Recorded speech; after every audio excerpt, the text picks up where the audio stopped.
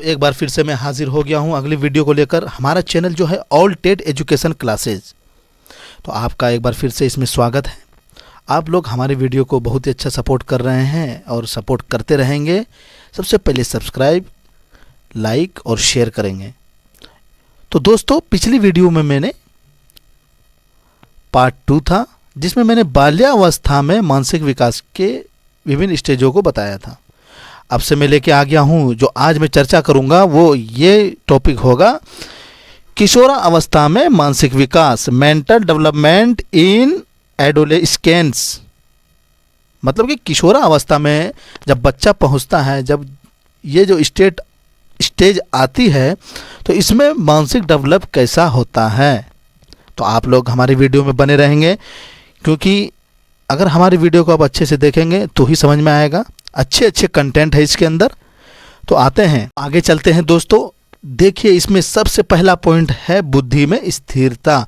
मतलब कि क्या है, किशोरावस्था में जैसे ही इन होगा तो उसके मानसिक जो है बुद्धि में रुकावट आ जाएगी। बुद्धि का जो है विकास वहाँ से स्टार्ट होना कम हो जाएगा। तो देखते हैं इसमें क्या है दोस्तों। आप यहाँ पे देखेंगे, किशोरावस्था में बुद्धि का विकास पूर्ण हो जाता है। कहने का मतलब है कुछ न कुछ विकास तो हर स्टेज में होता ही रहेगा, लेकिन बुद्धि का जो पूर्ण विकास है, पूर्ण डेवलप है, वो किशोरावस्था में पूरा हो जाता है। उसके विकास जो है पूरा हो जाता है। इसलिए इस अवस्था की बुद्धि में स्थिरता लाने वाली अवस्था भी कहा जाता है। यहाँ पे एक प्रश्न आ रहा है दोस्तों, आप लोग गौर से देखेंगे। वो प्रश्न क्या है, आप लोगों से क्वेश्चन किया जाएगा टेट एग्ज़ाम में कि वह कौन सा ऐसा स्टेज है जिसमें बुद्धि में स्थिरता आ जाती है। तो आप लोगों का सीधा आंसर होगा किशोरावस्था। क्या होगा, जिसका कार्यकाल कितना है दोस्तों, 12 से 18 वर्ष तक। समझ गए दोस्तों। अब आगे की ओर फिर से बढ़ते हैं कि टर्मन, जोन्स एवं कोनाई और स्पीयरमैन आदि विद्वानों ने बुद्धि का पूर्ण विकास 14 से 16 वर्ष के बीच माना है। कहने का मतलब है, ये जो मनोवैज्ञानिक है, इन्होंने अपने अपने विश्लेषण में कहा है, थॉट्स में कहा है कि बुद्धि जो है उसका पूर्ण विकास 14 से 16 वर्ष के बीच माना जाता है। ये इन मनोवैज्ञानिक के द्वारा थिंकिंग है। अब फिर से आगे की ओर बढ़ते हैं। मनोशास्त्रियों के अनुसार बुद्धि में प्रखरता का विकास ही संभव है, क्योंकि बुद्धि तो जन्मजात होती है। सही बात है, बुद्धि तो जन्मजात होती है, आप लोग को पता होना चाहिए। यहाँ पे जो है एक जगह यहाँ पे और क्वेश्चन बन सकता है। यहाँ पे पूछा जाए कि बुद्धि कौन सी क्षमता है, तो आप लोग बोलेंगे बुद्धि एक जन्मजात क्षमता है। क्या है, बुद्धि एक जन्मजात है।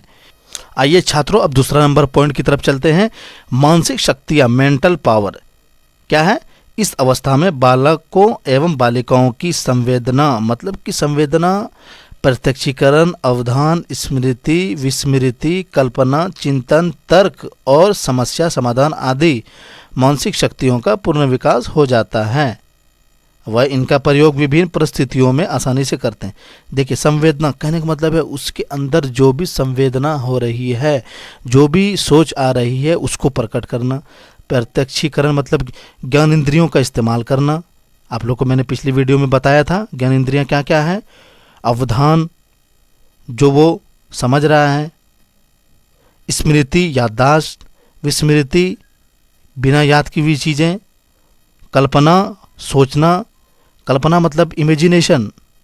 चिंता, चिंतन करना। थिंकिंग पावर, तर्क, ये भी जो है एक अच्छा पॉइंट है, दिमाग लगाना। और समस्या समाधान, प्रॉब्लम जो क्रिएट होता है उसका सॉल्यूशन करना। और आदि मानसिक शक्तियों का पूर्ण विकास होता है, क्योंकि ये ऐसा स्टेज है किशोरावस्था। इस स्टेज में वो ग्रुपिंग में रहना स्टार्ट कर देता है, उसका ग्रुप होता है, और इस स्टेज में वो किसी भी प्रॉब्लम को सॉल्यूशन करने की हिम्मत रखता है। क्योंकि यहाँ पे दिया हुआ है वह इनका प्रयोग विभिन्न परिस्थितियों में आसानी से करते हैं। उसके बाद आते हैं तीसरे नंबर पॉइंट की तरफ, चिंतन में स्वाभाविकता, रियलिटी इन थिंकिंग। कहने का मतलब है चिंता करना वो उनकी जो है स्वाभाविकता हो जाती है। इस आयु में चिंतन में नवीनता और स्वाभाविकता आना प्रारंभ हो जाता है। कहने का मतलब ये स्टेज में जैसे आएगा तो चिंता करना, किसी भी सोच में रहना, किसी भी चीज़ को सोच कर उसको हल करना, ये स्वभाव है उसका, मतलब वो स्वभाव के रूप में आ जाती है। किशोर सामाजिक रूढ़ियों, परंपराओं, रीति रिवाजों एवं अन्य विश्वासों आदि का विरोध करता है। कहने जैसा कि मैंने अभी कहा कि चिंतन करना और स्वाभाविकता के अंदर आ जाती है।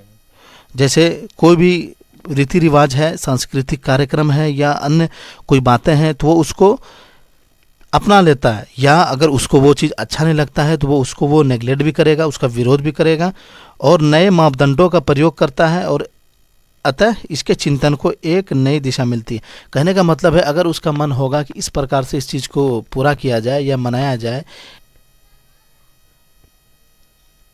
आगे चलते हैं 4 नंबर पॉइंट की तरफ। कल्पना शक्ति में तीव्रता। ये क्या है दोस्तों? शार्पनेस इन इमेजिनेशन। दोस्तों ये बहुत ही इम्पोर्टेंट पॉइंट है, क्योंकि आपसे सवाल किया जाएगा किस अवस्था में बालक कल्पना करना सीखता है, कल्पना की शक्ति आती है। तो वो यही स्टेज है दोस्तों, किशोरावस्था।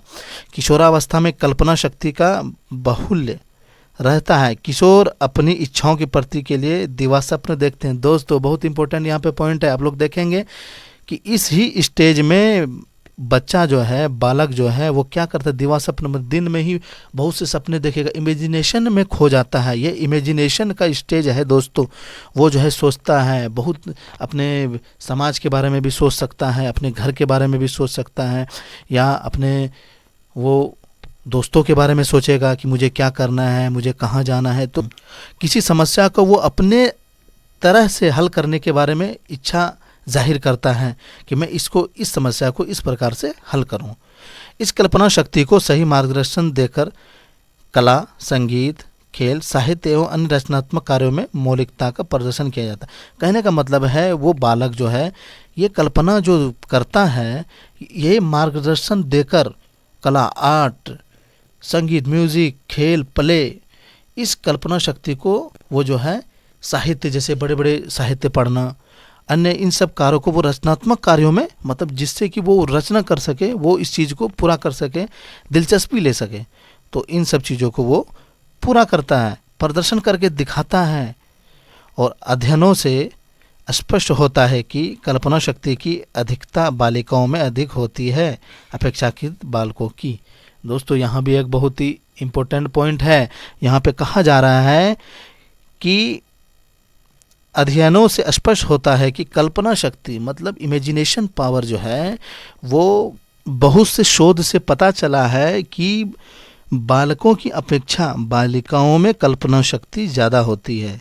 कहने का मतलब इमेजिनेशन पावर जो है वो बालकों से ज़्यादा होती है। बालिकाएं जो हैं वो भी जब किशोरावस्था की स्टेज में होती है तो बहुत सारे बदलाव भी आते हैं उनके अंदर, आप लोग जानते होंगे, देखे होंगे, और जो है वो उनकी भी थिंकिंग पावर बदलती है, और जो है बालकों की अपेक्षा ज़्यादा इमेजिनेशन पावर उनकी बढ़ती है।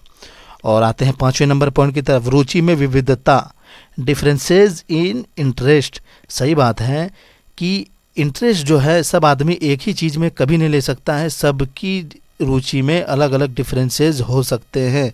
उसी के बारे में चर्चा करेंगे। देखते हैं किशोरा अवस्था में रुचियों का विकास तीव्रता से होता है। क्या कहा जा रहा है दोस्तों यहाँ पे कि किशोरा अवस्था में इंटरेस्ट जो है, रुचि मतलब किसी भी कार्य के अंदर इंटरेस्ट लेना, रुचि लेना, इसका विकास बहुत तेज़ी से होता है। स्त्री एवं पुरुष अपनी अपनी रुचियों का चुनाव भिन्न भिन्न तरीके से करते हैं। सही बात है। अब यहाँ पे ऐसा नहीं कि जो चीज़ जिस काम में या जिस वर्क में या किसी भी खेल में, अगर वो खेल किसी पुरुष को पसंद है, किसी बालक को पसंद है, तो ये नहीं कि वो बालिका को भी वही खेल पसंद है या स्त्री को भी वही काम पसंद है, बिल्कुल नहीं। जैसे कि यही चीज़ यहाँ पे दर्शाया जा रहा है, बालिकाओं में स्त्रियोचित रुचियों का विकास होता है। बालिकाओं में कहने का मतलब है जैसे कोई खेल के प्रति जो है बच्चा, लड़कियाँ जो खेल खेलती है जैसे वो अपना अलग तरीके से, और लड़कियों का जो खेल होता है तो मतलब रुचियों में विविधता पाई जाती है। मतलब पुरुष के द्वारा जो जैसा रुचि होता है वो अपना रुचि पाता है, और लेडीज़ के द्वारा स्त्रियों में जो रुचियाँ होती है वो अपने तरीके से उसको प्राप्त करती है। अतः रुचि विविधता होना स्वाभाविक है। कहने का मतलब है ये रुचि जो है ये अलग अलग ढंग से अलग अलग लोगों में होना ये स्वाभाविक है। ये नहीं कि ये बाद में ऐसा स्वाभाविक आता है, ये अपने शुरुआती दौर में ही ऐसा होता है। तो दोस्तों आज की वीडियो यहीं तक, क्योंकि मैंने पार्ट वाइज करके बताया था मानसिक विकास के बारे में, शैशवावस्था में मानसिक विकास, बाल्यावस्था में मानसिक विकास और ये किशोरावस्था में मानसिक विकास। तो आज की वीडियो यहीं पे अब ख़त्म होती है। ये पार्ट वाइज है तीनों वीडियो, आप लोग डिस्क्रिप्शन में जाके लिंक लेके देख सकते हैं। आपसे रिक्वेस्ट है कि अगर हमारी वीडियो अच्छी लगे तो आप लोग का सब्सक्राइब करना वाजिब बनता है, लाइक्स करना वाजिब बनता है। आप लोग ऐसा करेंगे और हमारी वीडियो को सपोर्ट करेंगे और फिर से हम लोग अगली वीडियो लेकर हाजिर होएंगे अच्छे अच्छे सब्जेक्ट के साथ। आप लोग घबराएं नहीं, और होगा तो आगे लाइव भी आएंगे, क्योंकि अगर आप हमारे चैनल को सब्सक्राइब करेंगे और लाइक करेंगे और बेल आइकन को दबाएंगे तो जो भी नई वीडियो आएगी तो सबसे पहले नोटिफिकेशन आपको मिलेगी और आप लोग उस वीडियो को देख पाएंगे। तब तक के लिए शुक्रिया।